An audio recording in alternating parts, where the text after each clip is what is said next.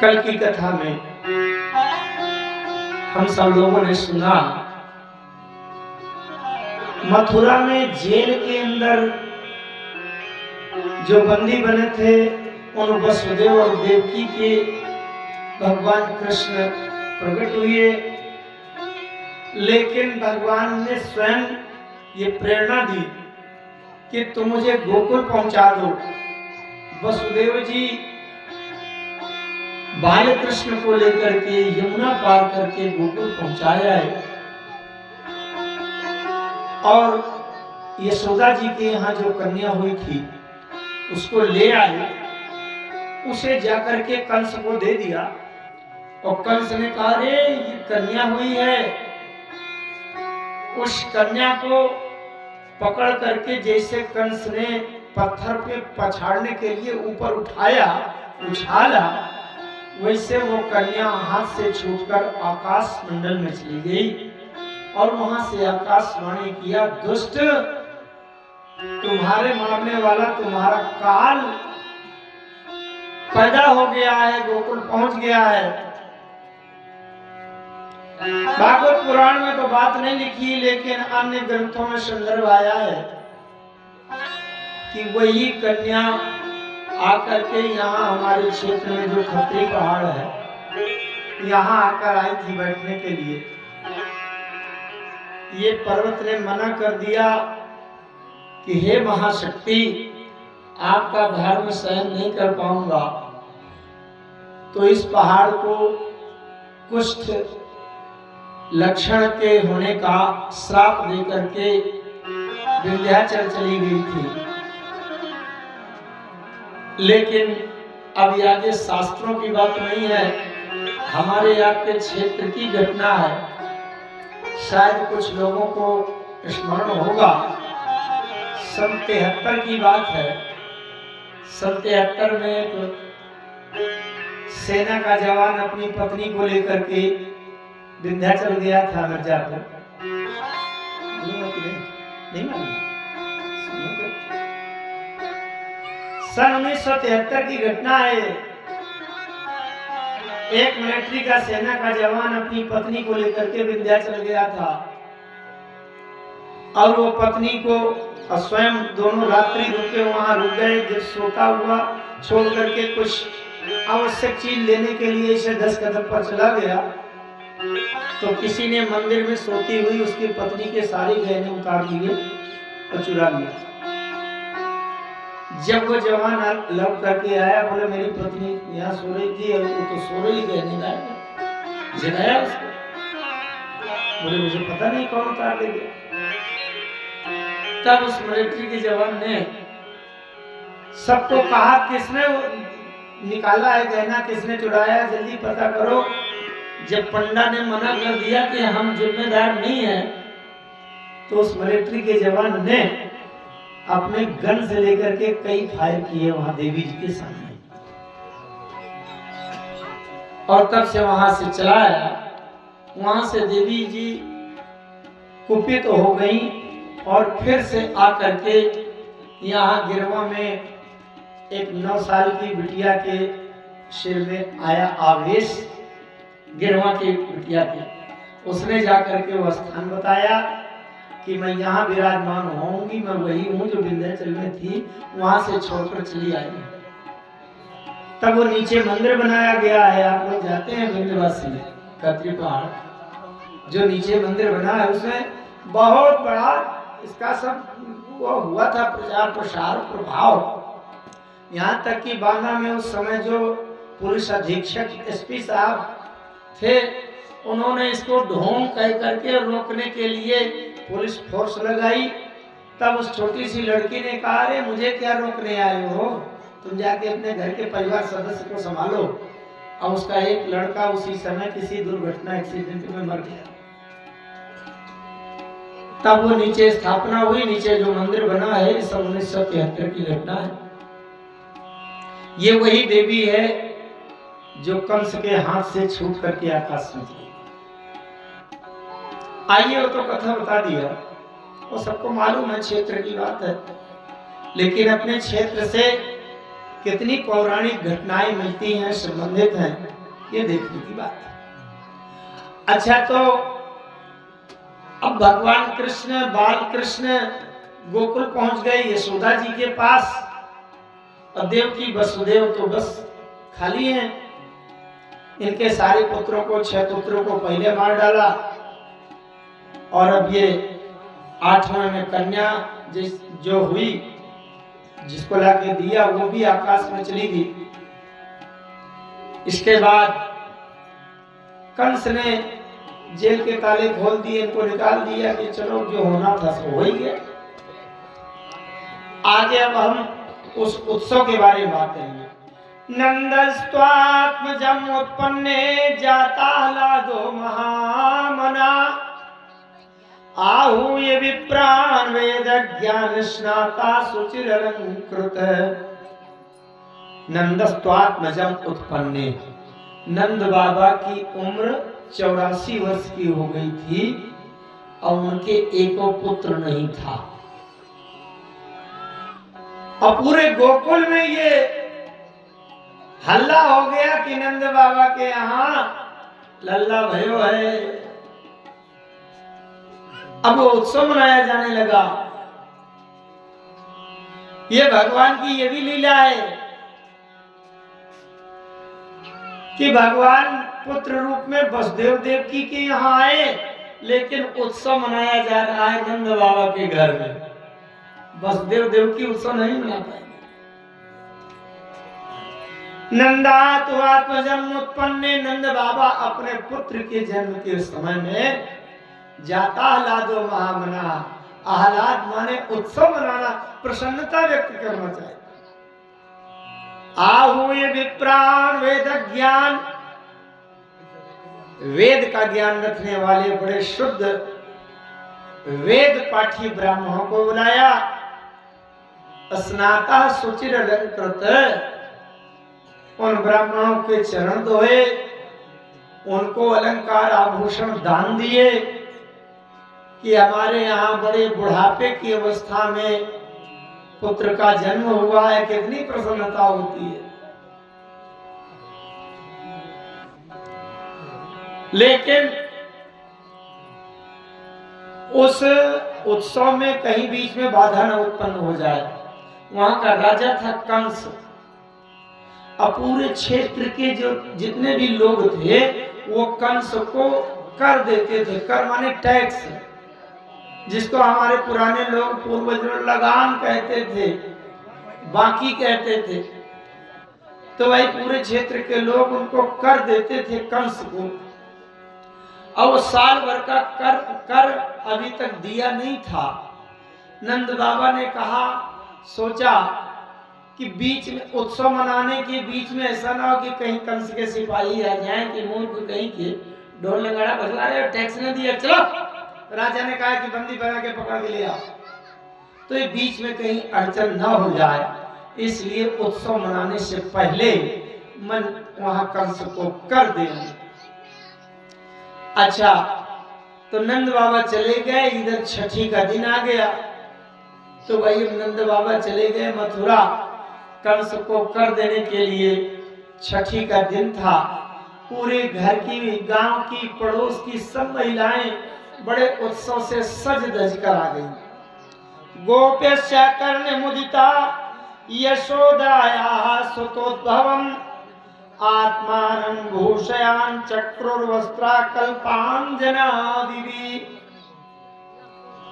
जितनी गोपिकाओं ने सुना कि यशोदा मैया के यहाँ लल्ला का जन्म हुआ है, वो सभी ये बात सुनकर के दौड़ी दौड़ी चली आई और सभी उत्सव मनाने लगी। बड़े अच्छे अच्छे वस्त्र, किसी के उत्सव में जाए तो ये मटमैली साड़ी धोती पहन के नहीं जाते, अच्छे साफ सुथरे नए वस्त्र और बढ़िया आभूषण अलंकार से सुसज्जित होकर के जाती है। सभी गोपिकाएं आ गई, पड़ोस की आ गई, गांव की आ गई। लेकिन वसुदेव जी की जो पहले की पत्नी थी रोहिणी जी, वो यशोदा जी के यहाँ उस उत्सव में सम्मिलित होने के लिए नहीं आई। ध्यान से सुनना बात। माताएं ज्यादा ध्यान से बात सुने, आप लोगों के लिए है।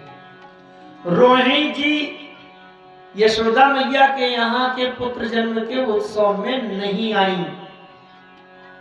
नंद बाबा गए रोहिणी जी के घर में और नंद बाबा ने रोहिणी जी से कहा, भाभी हमारे यहाँ बुढ़ापे में 84 साल की अवस्था में पुत्र हुआ है और आप हमारे यहाँ उत्सव में नहीं आ रही हैं, क्या आपको अच्छा नहीं लगा क्या? रोहिणी जी ने इतना अच्छा उत्तर दिया। रोहिणी जी ने कहा कि लल्ला हुआ है, हमारी हृदय से अंतरात्मा से ये भगवान से प्रार्थना है कि खूब लंबी आयु का हो, यशस्वी हो, पुरुषार्थी हो, पराक्रमी हो, लेकिन हे नंद बाबा हम आपके यहाँ पुत्र जन्म के उत्सव में मैं सम्मिलित नहीं होंगी, मैं नहीं आऊंगी। नंद बाबा ने पूछा क्यों? रोहिणी जी ने एक बहुत मार्मिक बात कही। रोहिणी जी ने कहा कि उत्सव में अगर शामिल होना है तो मैले कुचैले कपड़े पहनकर बिना श्रृंगार किए अच्छा नहीं लगेगा और मैं श्रृंगार करूंगी नहीं। क्यों नहीं करूंगी? शास्त्र में एक नीति लिखी है, जिस स्त्री का पति जेल में हो, अस्पताल में हो, परदेश में हो, कष्ट में हो, मुसीबत में हो, उसकी पत्नी को श्रृंगार नहीं करना चाहिए। जिस स्त्री का पति अस्पताल में भर्ती है, सीरियस है, और यहाँ कोई ये श्रृंगार करके चेहरे में रंग रोगन लगा के और चमक धमक करके उछल कूद करे, शास्त्र कहता ये उचित नहीं। जिस स्त्री का पति जेल में पड़ा हो, राजा के अधिकार में कब्जे में हो, या किसी मुसीबत में हो, परदेश में फंसा हो, कष्ट में हो, दुख में हो, उसकी स्त्री को श्रृंगार नहीं करना चाहिए। ओठों पर लाली नहीं लगाना चाहिए, पान नहीं खाना चाहिए, अच्छे वस्त्र नहीं पहनना चाहिए।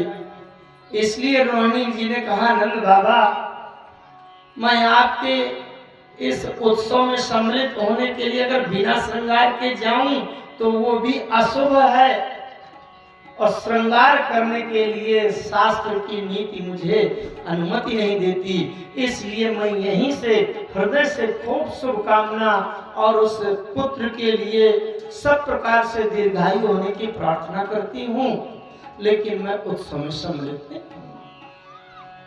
हुआ। ये गोपान गोकुल रक्षायाम निरूप्य मथुराम गता नंदा कंसस्य वार्षिक्यम करम दातुम कुरुत्वा वसुदेव उपसृत्य भ्रातरम नंदमागतम ज्ञात्वा दत्त कर्म राज्ये ययौ तदमोचनम।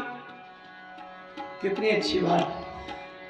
भगवान कृष्ण तो पुत्र रूप में नंद बाबा के यहाँ हो गए, पहुंच गए, लेकिन नंद बाबा को पता कि ये असली पुत्र किसका है और न यशोदा मैया को जानकारी किया है किसका।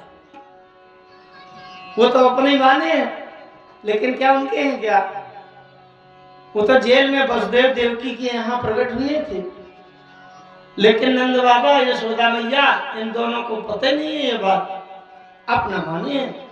तो कंस के यहाँ मथुरा में ये टैक्स कर, वार्षिक कर देने के लिए गए, और वहां वसुदेव जी थे। वहीं मथुरा के जेल में तो बंद थे, लेकिन अब छोड़ दिया था कंस ने। वसुदेव जी को पता चला कि नंद बाबा कंस को वार्षिक कर देने के लिए आए हैं। वसुदेव जी आए, अब वसुदेव जी ने नंद बाबा से कहा, भैया मुझे पता चला ये आपके यहाँ पुत्र हुआ है। अरे बुढ़ापे अवस्था में अभी तक आपके एक पुत्र नहीं था, अब मुझे पता चला है कि तुम्हारे यहाँ पुत्र हुआ है। जबकि वसुदेव जी तो वहीं रख करके आए थे गोकुल। वसुदेव जी ने कहा, हृदय से भगवान से प्रार्थना है कि आपका लल्ला बड़ी लंबी आयु का हो, बड़ा सुखी हो, स्वस्थ सानंद रहे, यशस्वी हो, पुरुषार्थी हो।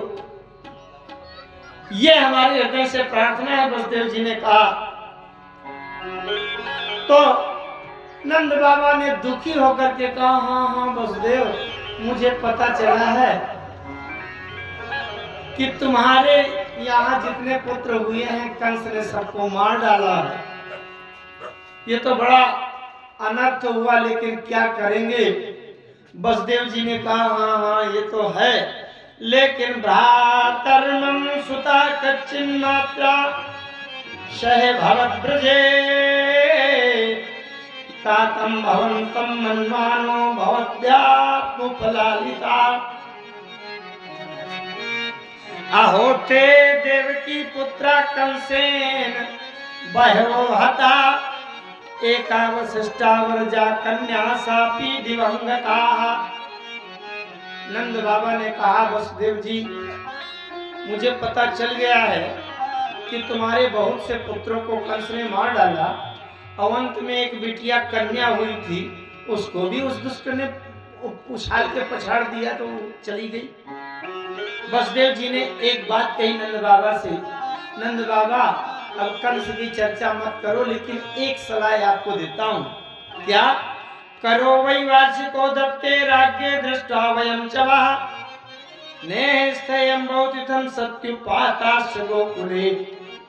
वसुदेव जी ने कहा, नंद बाबा आप तो ऐसा करो कि जल्दी से टैक्स दे दो जो कुछ देना हो, और जल्दी जाओ आप गोकुल में, क्योंकि आजकल गोकुल में अनिष्ट बहुत हो रहे हैं, उत्पात हो रहे हैं, बड़ी घटनाएं हो रही हैं।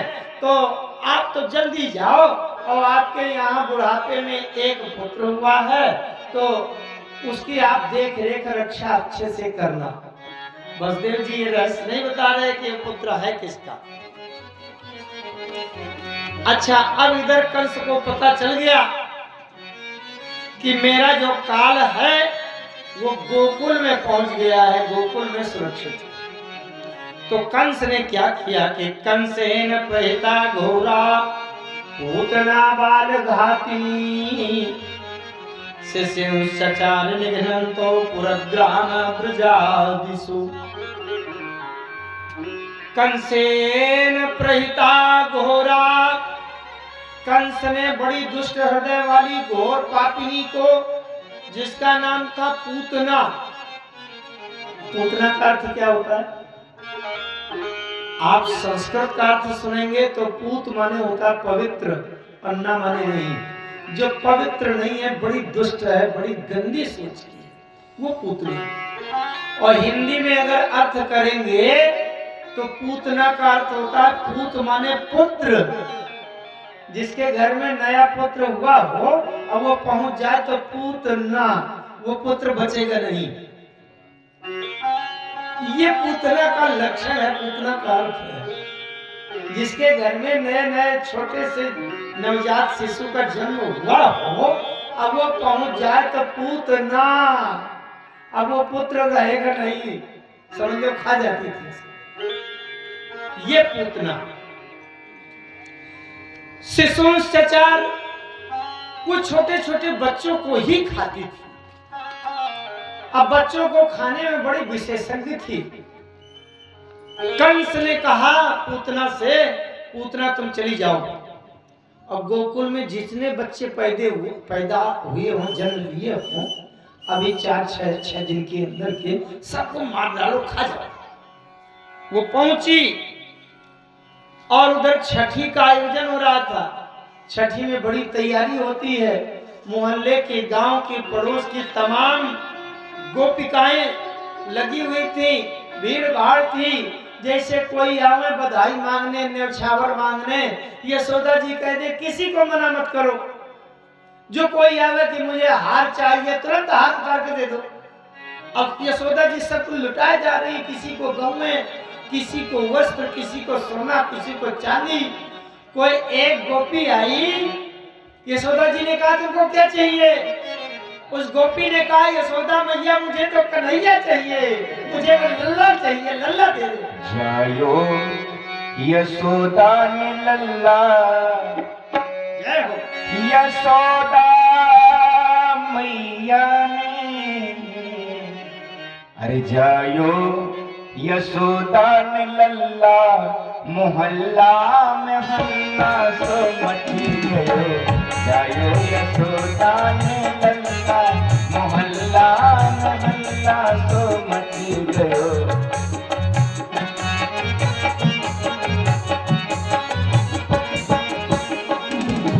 जायो यशोदा ने लल्ला मोहल्ला में हल्ला सो मची गयो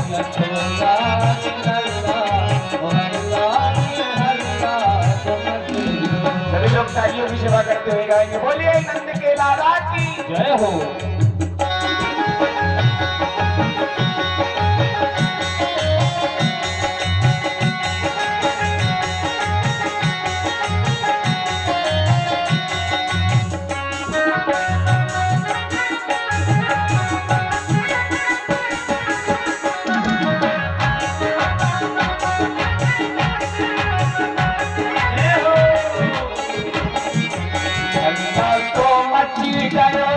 गुल्ला तो मची गयो हल्ला तो मची गयो गुल्ला तो मची गयो हल्ला तो मची गयो गुल्ला तो मची गयो हल्ला तो मची गयो गुल्ला तो मची गयो जायो हाँ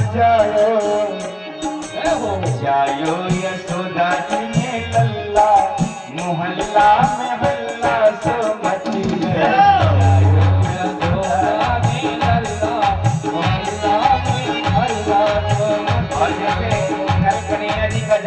इस यादव परिवार में हुआ और पूरे नेवादा में हल्ला मच गया कि यादव जी के परिवार में कन्हैया जी का जन्म हुआ है। बोले बाल कृष्ण भगवान की जय हो।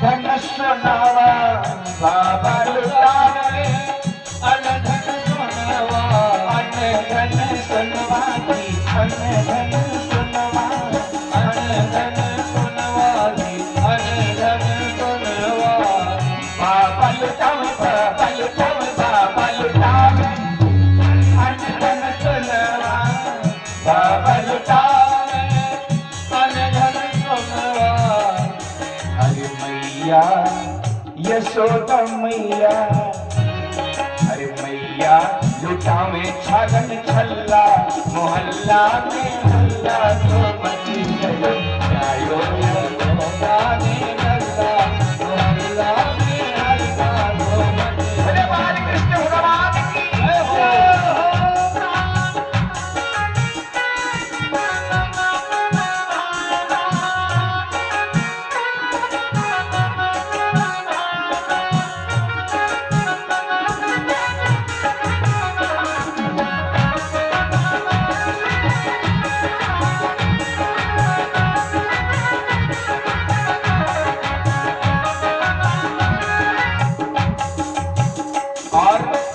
नंद बाबा आज इतने खुश हैं कि अनधन सुनवा लुटा रहे हैं और क्या क्या लुटा ब्रज में सुने इनकी पंक्तियां।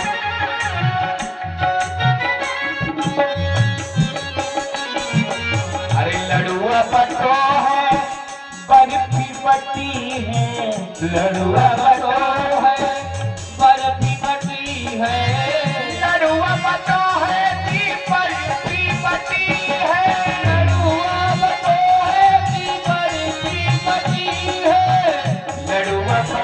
है बर्फी बटी है लड़ुआ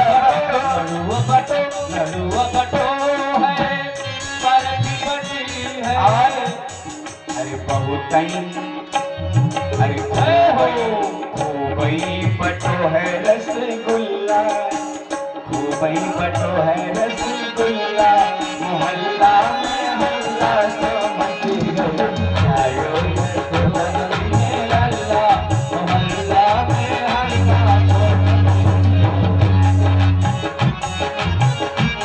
मोहल्ला में हल्ला तो मची गयो।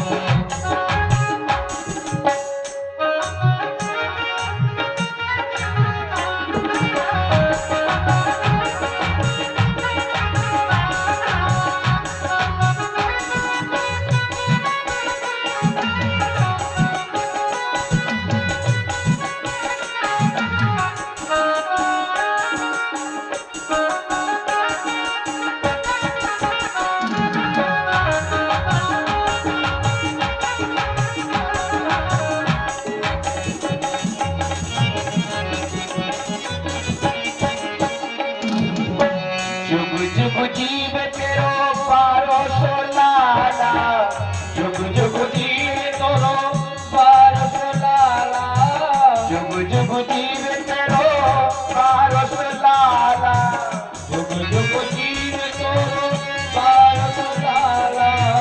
या तो भयो मैया ब्रज को उजाला, या तो भयो मैया ब्रज को उजाला, जुग जुग जीवे तेरो लल्ला, ओ मैया जुग जुग जीवे तेरो लल्ला, मोहल्ला में हल्ला तो मची गयो, जायो यशोदा की लल्ला, मोहल्ला में हल्ला तो मची गयो, जायो यशोदा की लल्ला, मोहल्ला में हल्ला तो मची गयो, जायो यशोदा की लल्ला, मोहल्ला में हल्ला तो मची गयो, जायो यशोदा की लल्ला, मोहल्ला में हल्ला तो मची गयो, जायो यशोदा की लल्ला, मोहल्ला में हल्ला तो मची गयो।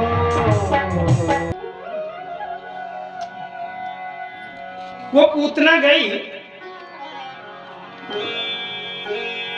आइए उसी कथा में एकाग्र होइए, बड़ी मार्मिक बातें हैं।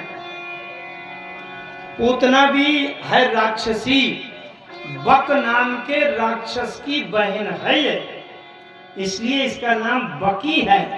अहो बकी यम स्तन कालकूट, जिघांसया पाये दत्त साथी। आया ना श्लोक में, अहो बकी, इसको बकी कहते हैं। बकी बकासुर, जो आगे अभी कथा है ये, बक नाम का असुर था, उसकी बहन है।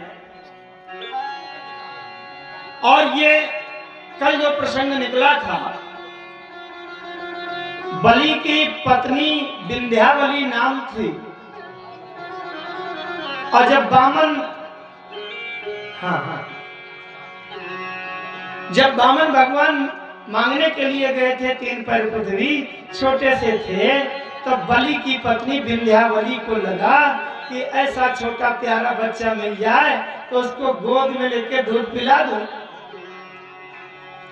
और जब बड़े विराट हो गए, पूरा 1 पैर में यहाँ से लेकर के ब्रह्मलोक तक नाप लिया, तो विंध्यावली ने कहा कि अगर ये मिल जाए तो इसको जहरे पिला दो।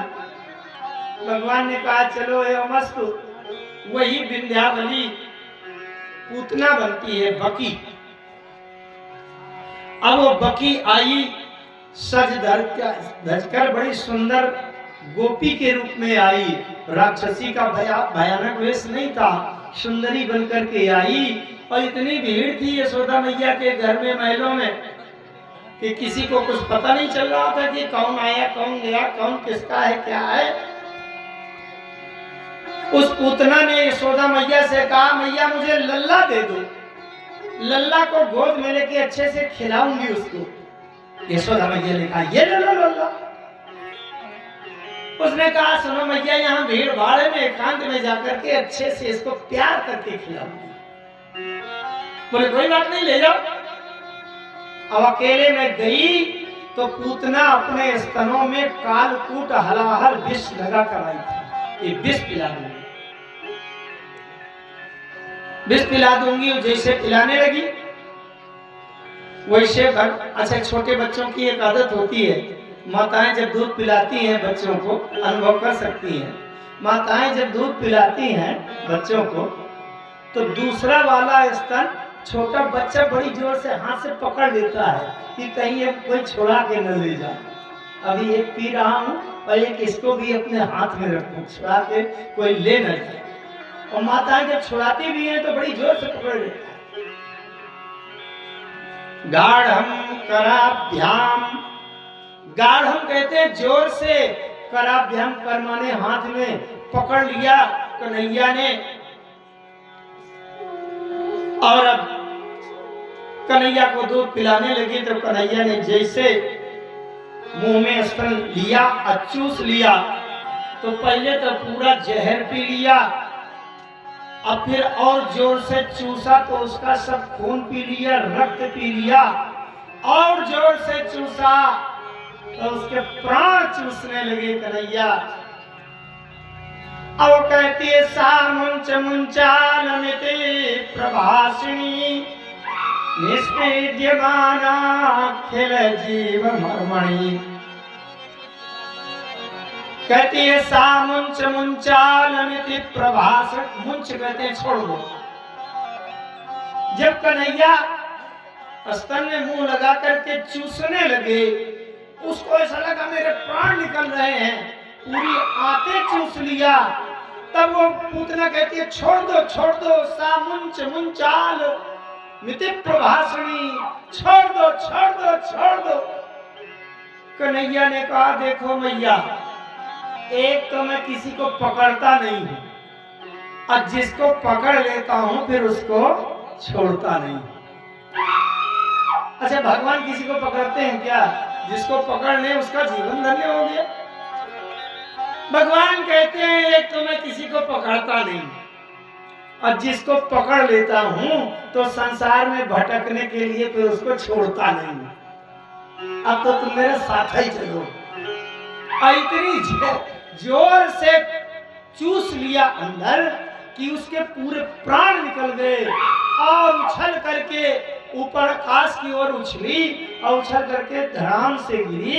जिस समय प्राण निकले तो इतना बड़ा विशाल शरीर, बड़ा विशाल काय शरीर कि पतमानोपि तद्देह श्रीव्यूहत्रं तद्रुमान चूर्णयामास राजेंद्र मयि सादर अद्भुतम। उछल करके इतनी दूर गिरी कि तमाम बड़े बड़े पेड़ उसके गिरने से तमाम चिकनाचूर हो गए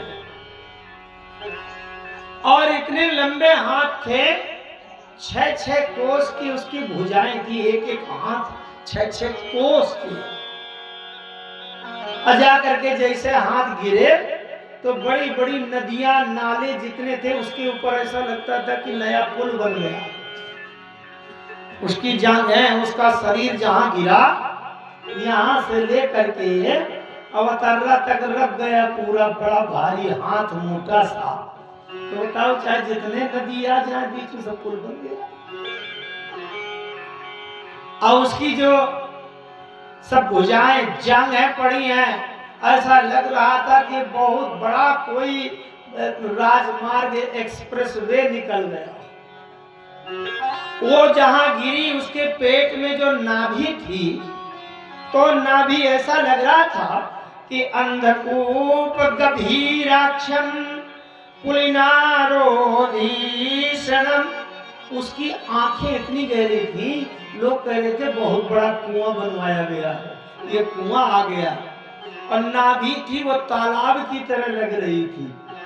सब लोग कहने लगे कि एकदम से इतना विकास कार्य हो गया कि एक दिन में सब कुआं, तालाब, रोड, पुल रात भर में बन गई। चक्कर क्या है 4 घंटे में। बद्ध सेतु भुजोर जंगरी, एक बात लिखिए, बद्ध सेतु, सेतु माने पुल बन गया हो। अंग्री, अंग्री माने पैर, जंग है, ये पुल की तरह दिख रहे हैं।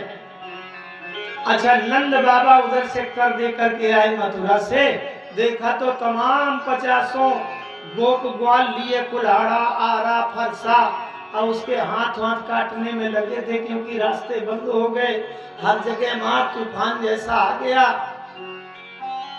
तो नंद बाबा लौटे, नंद बाबा ने कहा क्या बात है, कोई तूफान आ गया क्या? ये सब तहस नहस क्या क्या काट रहे हो पेड़? और अरे उन ग्वालों ने बताया ये पेड़ नहीं काट रहे, ये तो पूतना नाम की दैत्या राक्षसी है और कन्हैया को लेकर के और न जाने कहां उड़ी जा रही थी तो धड़ाम से गिर गई, कन्हैया बच गए। नंद बाबा घबराए। नंद बाबा ने कहा कि कन्हैया को तो कुछ नहीं हुआ, जल्दी जल्दी दौड़े आए और गौमूत्र से कन्हैया के ऊपर छिड़काव किया। गंगी गाय थी, गाय की पूंछ घुमाई, कहीं कोई किसी की नजर लग गई क्या? अलाय बलाय आ गई क्या? एक बात आपको बता दूं, कितना भी कोई भूत प्रेत पिशाच चुड़ैल जिन्न जो कुछ भी लगा हो, जिस जगह पर देसी गाय बंधती हो, जर्सी नहीं भैंस न बंध है, उस जगह आप उसको लिवा जाओ जिसको प्रेत बाधा हो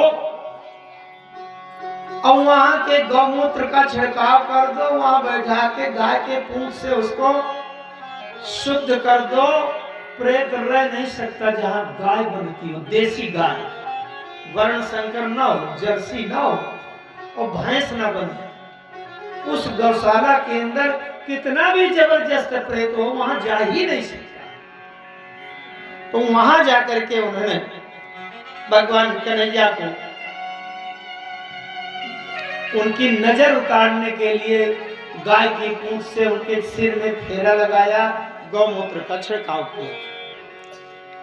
जब वसुदेव जी के यहाँ गए थे, वहां मथुरा, वहां वसुदेव जी मिले थे नंद बाबा को।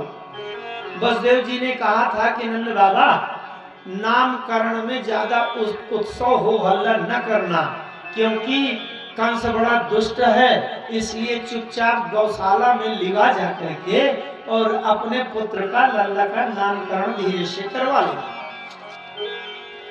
इसके बीच में तृणावर्त नाम का एक राक्षस आया जो बवंडर और जेठ में आंधी चलती है ना, जो घूमने लगती है, चक्रवात, जिसको अपने गांव की भाषा में बड़यारा कहते हैं, बवंडर आ गया। तो सकट नाम का एक राक्षस था, वो आकर के इसे गोल गोल हवा का चक्रवात पैदा किया। यशोदा मैया के पूरे महलों में धूल भर गई, किसी को कुछ दिखाई नहीं पड़ रहा था और इतने में कन्हैया को उड़ा के ले गया। और जब उड़ा के ले गया मैदान के बाहर और धूल आंधी बंद हुई, वहां देखा तो कन्हैया गायब, सब कोई था और वहां हल्ला मच गया, कहां गया कहां गया।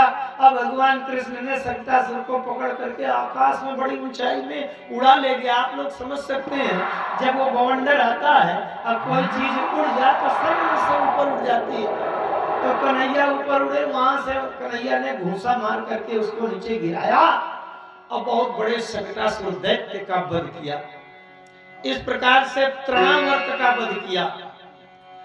अब 8वें अध्याय में नामकरण आता है। नंद बाबा ने अपने उपरोहित गर्गाचार्य जी को, आचार्य गर्ग नाम था, गर्गाचार्य जी से कहा, गुरुजी आप हमारे बालकों का नामकरण कर दीजिए, लेकिन उत्सव नहीं करना, कहां गौशाला में चल करके नामकरण कर दीजिए और इनकी जन्म कुंडली बना दीजिए। गर्गाचार्य जी ने कहा, अरे कह जन्म कुंडली बना दीजिए, यह अजन्मा है, जो जिसका जन्म नहीं होता अजन्मा, उसकी जन्म कुंडली कैसे बनेगी? उन्होंने कहा इनका नामकरण कर दीजिए। अरे बोले क्या अनाम है, एक अनी है आरोप नाम,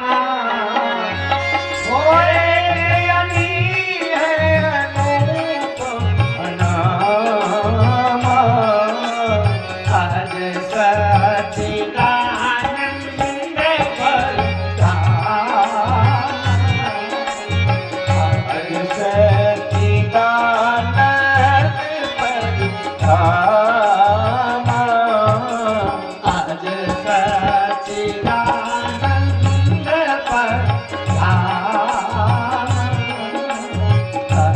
शक्ति का नंद पर धामा। ये एक अनीय अरूप अनामा, ये बिना नाम वाले होते हैं। लेकिन जब नंद बाबा ने कहा गुरुजी जब अरूप का रूप हो गया है तो अनाम का नाम भी तो हो सकता है। तो गर्गाचार्य जी कहते हैं एक तो इनके नाम होते नहीं और नाम होते हैं तो फिर एक दो चार नहीं होते, थोक पे थोक होते हैं, हजारों नाम। इनके नाम अनेक है अनुपात, तो इनके नाम अनेक होते हैं, तमाम नामों से जाने जाते हैं, नामकरण कर रहे हैं। देखिए भगवान कृष्ण के कितने नाम जरा देखिए।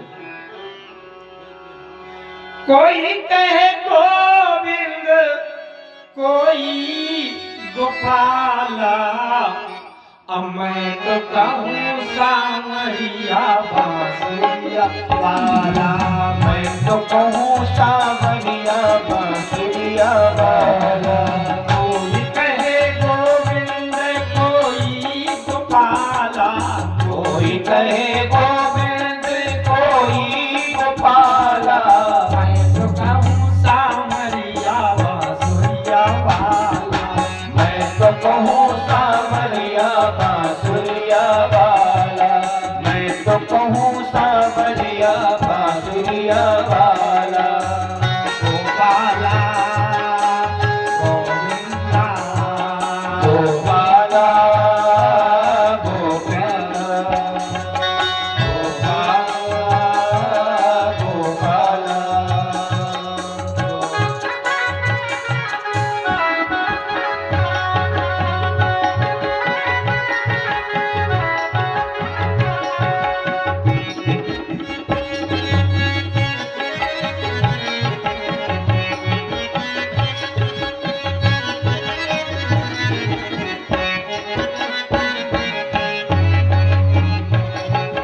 मैं तो कहूँ सावरिया बांसुरिया वाला। मैं तो कहूँ सावरिया बांसुरिया वाला। राधा ने श्याम कहा, मीरा ने गिरधर। राधा ने श्याम कहा, मीरा ने गिरधर। राधा ने श्याम कहा, मीरा ने गिरधर। राधा ने श्याम कहा, मीरा ने गिरधर। कृष्णा ने कृष्ण कहा, खूब जाने नटवर। ओ कृष्णा ने कृष्ण कहा, खूब जाने नटवर। वालों ने तुमको, हाँ वालों ने तुमको पुकारा पुकारा। मैं तो कहूँ सावरिया बांसुरिया वाला। मैं तो कहूँ सावरिया बांसुरिया वाला। गोविंदा गोपाला गोविंदा गोपाला।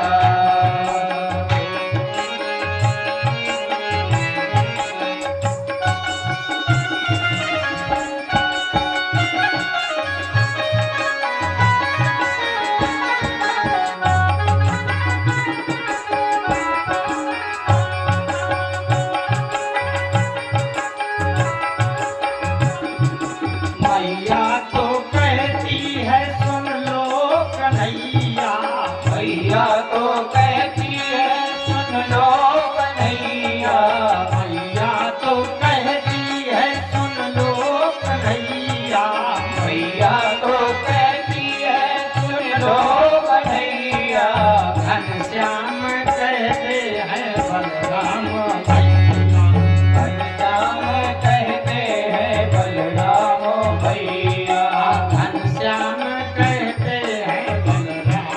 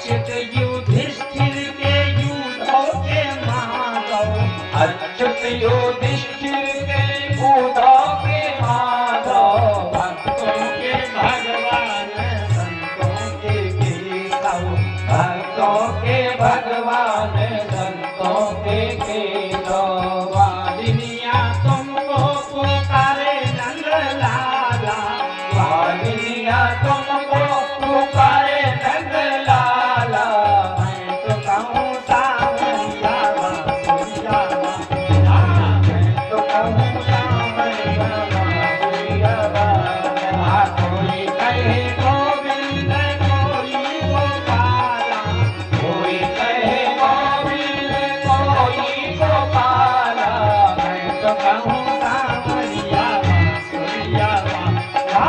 मैं तो कहूँ सावरिया बांसुरिया बाजा। मैं तो कहूँ सावरिया बांसुरिया बाजा। मैं तो कहूँ सावरिया बांसुरिया बाजा। गोविंदा गोपाला, गोविंदा गोपाला, गोविंदा गोपाला, गोविंदा गोपाला। इतने नाम भगवान कृष्ण के गिनाए गए, कितने नाम, इनके नाम अनेक अनुपा। गर्गाचार्य जी ने कहा कि सबसे पहले बड़े पुत्र का नामकरण होगा। अयम ही रोहिणी पुत्रो रमयन सुहृदो गुणैः, ये रोहिणी पुत्र रमयम सुहृदो गुणैः, अपने गुण और लक्षण से बड़ा बड़ा रमणीक है, इसलिए आख्यास्यस्ते राम इति बलाधिक्यात् बलम विदु, इसलिए इसका नाम राम होगा। हमारे इस आर्यावर्त में 3 राम हुए, 3 राम। एक सूर्यवंश में राम, दूसरे अग्निवंश में राम, तीसरे चंद्रवंश में राम।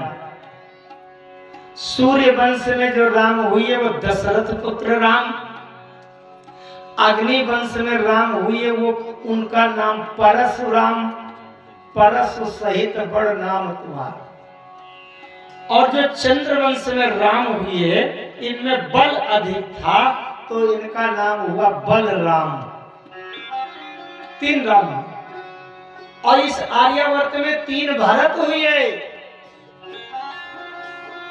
मैंने एक दिन बताया था जड़ भरत की जो कथा चल रही थी उसमें जो भरत जी ब्राह्मण कुल में हुए वो भरत, और दूसरे पुत्र हुए राम जी के छोटे भाई भरत, अब तीसरे भरत हुए दुष्यंत और शकुंतला से जो जिनका जन्म हुआ वो भरत। ये तीनों भरत काहे के हैं? ये जो दुष्यंत शकुंतला के पुत्र भरत हुए ये कर्म के भरत है, पुरुषार्थ है, इनमें पराक्रम अधिक है। इन्होंने बचपन में एक शेरनी के मुंह फाड़कर दांत गिन लिए थे कि किसके दांत। इन्हीं भरत के नाम पर इस देश का नाम भारतवर्ष पड़ा, भरतखंडे पड़ा। भरतखंडे आर्यावर्त एक देशांतर्गते, ये भरतखंड। और जो राम जी के छोटे भाई भरत हैं ये भक्ति के भरत हैं, इनमें प्रेम भरा हुआ है, समर्पण है। और जो ऋषभ देव जी के यहाँ जो भरत हुए वो ज्ञान के भरत हैं, वो तत्व ज्ञान में स्थित थे, परमहंस की गति। अयम ही रोहिणी पुत्रो रमयन् सुहृदो गुणैः आख्यास्यस्ते रामेति बलाधिक्यात् बलं विदुः। इसका नाम राम होगा लेकिन इसमें बल अधिक है, इसलिए राम के साथ बल जुड़ जाएगा तो बलराम नाम होगा। वासुदेव इति श्रीमान विद्या संप्रक्षते बहूनि सन्ति नामानि रूपाणि च सुतस्यते। और इनका नाम कृष्णस्य गोप्यो रुचिरं वीक्ष्य कौमार चापलम, इनका नाम कृष्ण हो। कृष्ण शब्द का अर्थ क्या होता है? राम शब्द का अर्थ होता है आनंद सिंधु, और कृष्ण शब्द का अर्थ क्या होता है? कृष्ण माने होता है खींचना, कर्षण, आकर्षण। इसलिए इनका नाम कृष्ण है, क्योंकि जो इसका दर्शन कर लेता है, जो इनका ध्यान करता है, उसका मन ये खींच लेते हैं और हमारे जीवन के पाप खींचकर उनको नष्ट कर देते हैं, हमारा मन अपनी ओर खींच लेते हैं। इसलिए इनका नाम कृष्ण। लीला होने लगी। एक दिन एक फल बेचने वाली फल विक्रयणी आई। वो फल बेचा करती थी रोज अपनी डलिया में ले करके। अब कोई फल ले लो, सेब ले लो, केला ले लो, संतरा ले लो, कहती कहती घूमती थी और फल बिक जाते थे, उसमें थोड़ा सा आमदनी हो जाती थी, घर रहती चलती। एक दिन वो फल बेचने के लिए जब डलिया में भरकर निकली, अब पूरे नगर में चक्कर काट आई, किसी ने उसके फल नहीं लिए। आज एको फल नहीं बिके। सोचा क्या करूं? यशोदा मैया के महलों के दरवाजे से निकली, आवाज लगाने लगी, कोई फल ले लो, फल ले लो, फल ले लो। छोटे से कन्हैया ठुमक ठुमक चलने लगे थे और सुना तो महलों से बाहर निकल आए, छोटे छोटे पैरों से झन झन झन झन। कमर में करधनी थी, बाकी कपड़े कुछ नहीं थे, सब सभा चढ़ते थे, सब बच्चों की स्थिति।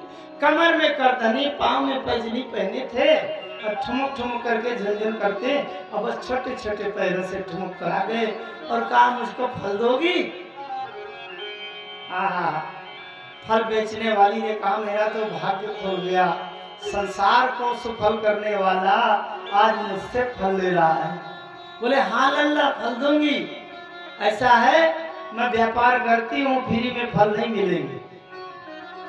छोटे से कन्हैया ने कहा तो मैया मेरे पास तो कुछ नहीं। बोले अंदर चले जाओ, थोड़ा अनाज होगा, अनाज ले आओ। जैसे छोटे बच्चों से कहते हैं ना, जाओ अनाज ले आओ, चावल ले आओ, गेहूं ले आओ, धान ले आओ। कन्हैया ठुमक ठुमक करके अंदर गए और कहीं धान रखा होगा तो अंजलि में धान ले करके और ऐसे लाते लाते आए तो छोटे बच्चे अगर अनाज लेकर के जाएं और चले जाएं तो सब बीच में गिर जाएगा। फल बेचने वाली के पास जब तक पहुंचे, हाथ से पूरा धान्य गिर चुका था, केवल उंगलियों के बीच में 2-3 दाने ऐसे फंसे थे। और जब आए तो उस फल बेचने वाली ने देखा कि इसके हाथ में तो कुछ है ही नहीं है, लेकिन फल बेचने वाली ने पूरे फल वहां उलट दिए, पूरी डलिया उलट दिया। अब बोले लाओ इसमें डाल दो। और उन्होंने ऐसे ऐसे जब कर दिया, 3-4 दाने उसमें उसकी डलिया में गिर गए। अब पूरी फल वहीं उलट करके वो चली गई ले करके, और रास्ते में जब जा रही थी तो बड़ा भारी और 10-20 किलो का वजन लगने लगा फल बेचने वाली के डलिया में। घर में जाकर के जब डलिया निकाला, नीचे उतारा और देखा तो जितने पूरी डलिया में सोने के धान भरे हुए थे, सोने के धान से उसकी पूरी डलिया भर गई। और उसने कहा कि जीवन भर जो फल बेचे उसका तो एक निश्चित निर्धारित थोड़ा सा मूल्य मिलता था, आज मुझे जीवन भर के फल बेचने का पूरा मूल्य आज मिल गया, मैं तो धन्य हो गई। उस दिन से उसका भटकना दूर हो गया और बैठ करके भगवान की कृपा से आनंद से भगवान के ध्यान में उसके गृहस्थी चल रही। एक आगे बड़ी अच्छी लीला आई। छोटे अब थोड़ा थोड़ा बड़े होने लगे, छोटे छोटे बच्चों के साथ खेलने लगे। एक दिन कन्हैया ने मिट्टी खा लिया। कन्हैया ने मिट्टी खा लिया और सब ने जाकर के यशोदा मैया से शिकायत कर दिया, मैया मैया ये तुम्हारा लल्ला मिट्टी खा रहा। कन्हैया यशोदा मैया ने आकर के कान पकड़ा, क्यों रे मिट्टी खाता है, मना किया था ना कि मिट्टी नुकसान करेगी, मिट्टी खाया। भगवान कन्हैया कहते हैं ना हम भक्षितान विलंब सर्वे मिथ्याभिशंसिना यदि सत्या है गिरिस्तर ही समक्षम पश्य में मुखम। कन्हैया कहने लगे मैया ये सब झूठ बोल रहे हैं, मैंने मिट्टी बिल्कुल नहीं खाई। यशोदा मैया ने कहा अच्छा सब झूठ बोल रहे हैं कि तू ही सत्यवादी है, तू सत्य बोल रहा है। जबकि कन्हैया इतने नटखट थे कि कहीं सत्य को पकड़ के नहीं चलते, सब झूठे बोलते थे। लेकिन आज कन्हैया ने कहा मैया ये जितने सब झूठ बोल रहे हैं, मैंने मिट्टी नहीं खाई। शिकायत करने वालों ने कहा तेरे लाला ने ब्रज रज खाई, ओ सुनो यशोदा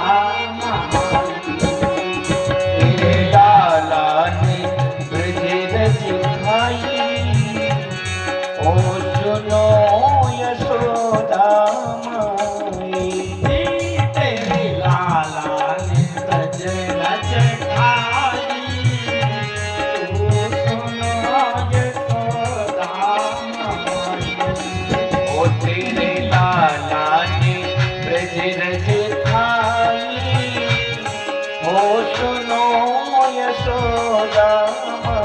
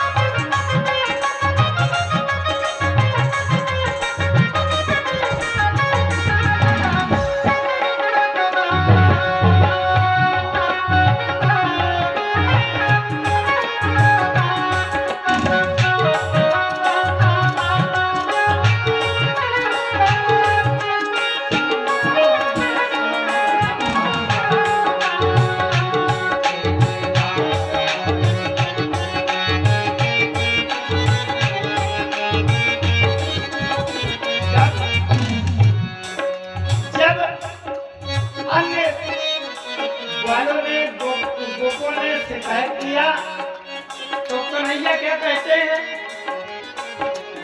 माटी नहीं खायो मैया का समय कर माटी नहीं खायो मैया कसम कराए रे। माटी नहीं खाई मैया का समय कराए। माटी नहीं खायो मैया कसम कराए रे। गंगा की करा ले मैया जमुना की कराए ले। गंगा की करा ले मैया जमुना की करा ले। गंगा की करा ले मैया जमुना की कराए ले। गंगा की करा ले, गंगा की करा ले, गंगा की करा ले मैया जमुना की करा ले। सरस्वती तीर वेणी की कराए ले। सरस्वती माटी नहीं खायो मैया का समय कराए। माटी नहीं खायो मैया कसम कराए।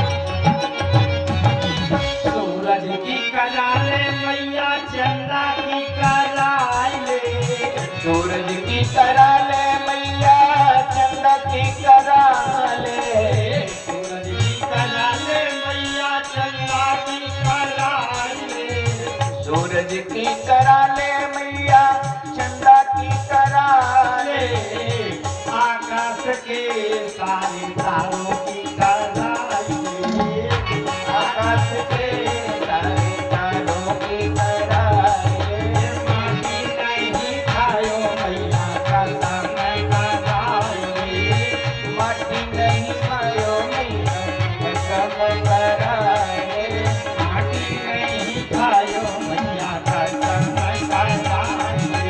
माटी नहीं खायो मैया कसम कराए।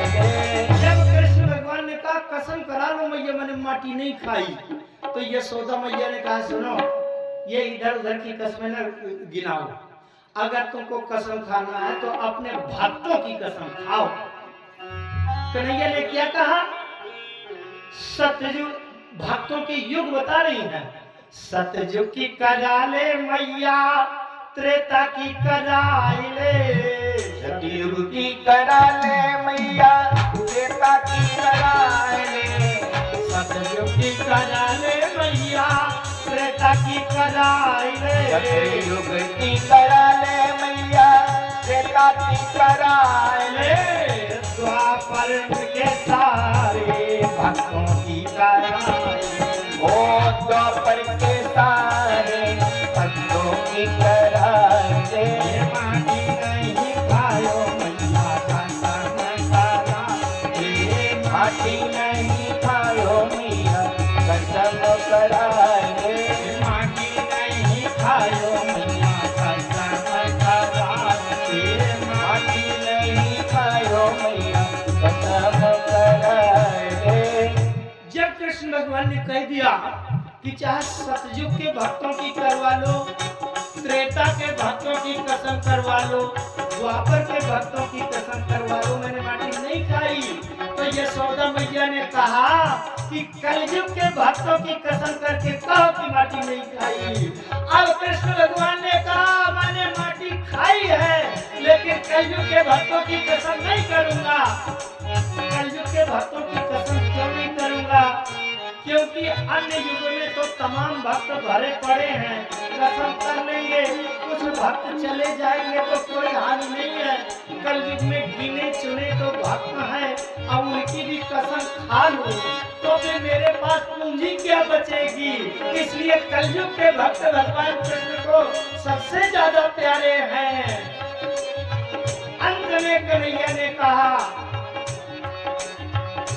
कि मेरा मुंह खोल के देख लो मैया, मैंने माटी नहीं खाई, ना हम भक्षितवानम्ब सर्वे मिथ्याभिशंसिनः।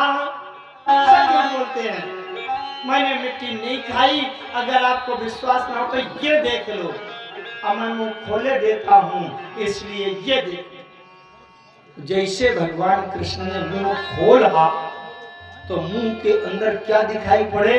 असंख्य ब्रह्मांड दिख रहा मात ही निज अद्भुत रूप अखंड, रोम रोम प्रतिलागे कोटि कोटि ब्रह्मांड।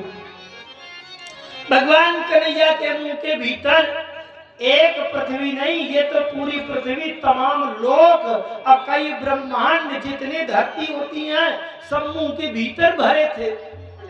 मानो भगवान कृष्ण कह रहे हैं मैया मुझे ये मिट्टी खाने की जरूरत नहीं है, ये जो धरती निकली है मेरे मुंह से निकली है, तो मुझे खाने की क्या आवश्यकता है? ये सारी सृष्टि सारे ब्रह्मांड सब मेरे अंदर भरे हुए हैं। जब मैया ने देखा आश्चर्य में पड़ गई। भगवान कन्हैया ने आंख बंद कर लिया, आंख बंद कर लिया। यशोदा मैया समझ गई कि लल्ला में चमत्कार।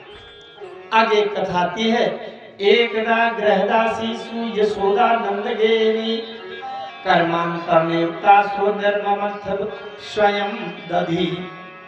यद्यपि एकदा गृहदासी सु, यशोदा मैया के यहाँ घर में दासियां बहुत रहती थी, राजा हैं तो यशोदा मैया के यहाँ घर में खूब दासियां थी, रोज दही मंथन करने के लिए खूब रहती थी। लेकिन एक दिन